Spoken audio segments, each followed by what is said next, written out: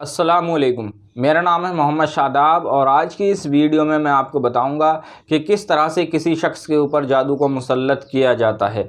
जादूगर किस तरह से जादू करते हैं।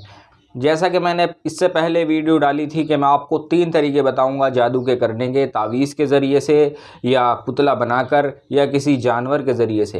तो इंशाल्लाह आज की इस वीडियो में मैं आपको बताऊंगा कि तावीज़ के ज़रिए से किस तरह से किसी शख्स के ऊपर जादू किया जाता है, किस तरह से उस शख्स को जादू में मुब्तला किया जाता है। अक्सर जादूगर ऐसे दिन का इंतखाब करते हैं जो डूबते हुए चांद में आते हैं। जब चांद डूबने लगता है तब किसी शख्स के ऊपर जादू किया जाता है, तो वो जादू तीर की तरह काम करता है। जैसे चांद की 21 तारीख से लेकर 29 तारीख तक अगर किसी शख्स के ऊपर जादू किया जाएगा तो वो बहुत जल्दी असर पकड़ेगा, यानी कि उसकी तासीर उसके शरीर में बहुत जल्दी नज़र आने लगेगी। और एक दूसरा तरीका ये होता है कि कोई शख्स जो जादूगर शख्स है, अगर उसको सात का इल्म है और दिन का इल्म है तो वो मंगल के दिन या शनिचर के दिन इस काम को करता है। जैसे किसी शख्स के लिए अगर कोई नक्श बनाया और उस नक्श के ऊपर शिर्क या कलमात लिखे, शयातीन से अक्सर जादूगर मदद लेते हैं। जब किसी के ऊपर कोई जादू मुसल्लत किया जाता है तो जो जादूगर होते हैं वो शयातीन से मदद लेते हैं या शयातीन जिन्नात से मदद लेते हैं।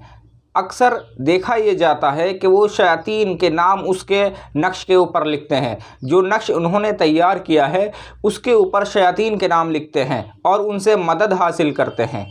जब इस तरह से किया जाता है, इस नक्श को अगर मंगल के दिन मरीख के साथ में तैयार किया जाए, इस तरह का कोई भी नक्श, तो वो बहुत जल्दी असर करने लगता है। और तावीज़ के ज़रिए भी अलग अलग जादू करने के तरीके हैं। जैसे तावीज़ को किसी पुरानी कब्र में दफन करना, या इसके अलावा चलते दरिया में दफन करना, या इसके अलावा मछली के मुंह में रखकर उसको दफन करना, ये तमाम चीज़ें इस तरह की हैं जिनसे जादू मुसल्लत होता है। अगर किसी शख्स के ऊपर तावीज़ के ज़रिए से कोई जादू होगा तो उसको जिस्म में परेशानी रहने लगती है, यानी कि अगर कब्रिस्तान के अंदर वो तावीज़ दफन है तो उसको ख्वाब में वीराना नज़र आने लगता है, या ऐसा लगता है कि कब्रिस्तान में मैं जा रहा हूँ और तमाम चीज़ें उसके इर्द गिर्द घूम रही हैं। ये इस तरह की अलामतें उसको ज़ाहिर होने लगती हैं। और अगर किसी कांटेदार दरख्त की जड़ में उस तावीज़ को दफन कर दिया जाए जिसके लिए हम जादू कर रहे हैं, कोई शिर्क या कलमात उसके ऊपर लिखा है, और उसको किसी पेड़ की कांटेदार पेड़ की जड़ में अगर दफन कर दिया जाए तो उसके शरीर में सुइयां सी चुभने लगती हैं। उसके शरीर में ऐसा लगता है कि कोई सुई चुभा रहा है। ये इस तरह का जादू है। ये हालांकि शरीर के अंदर बहुत कैफियत पैदा हो जाती है इस जादू के ज़रिए से। बाज़ मरतबा किसी परेशानी में वो शख्स मुब्तला हो जाता है और उसको दवाई लगना बंद हो जाती हैं। तमाम चीज़ें इस जादू के अंदर भी आती हैं। लेकिन असल जादू जो होता है वो पुतले बनाकर और जानवर की किसी हड्डी पर या उसके खून पर या उसकी कलेजी पर जो जादू होता है वो जादू बहुत ज़्यादा परेशान करता है। हालांकि अगर किसी को सात का इल्म है और दिन का इल्म है तो वो तावीज़ के ज़रिए से ही उस शख्स के ऊपर ऐसा जादू कर सकता है कि जल्दी से उस जादू का उतार ना हो सके, उस जादू को कोई आमिल उसको काट ना सके।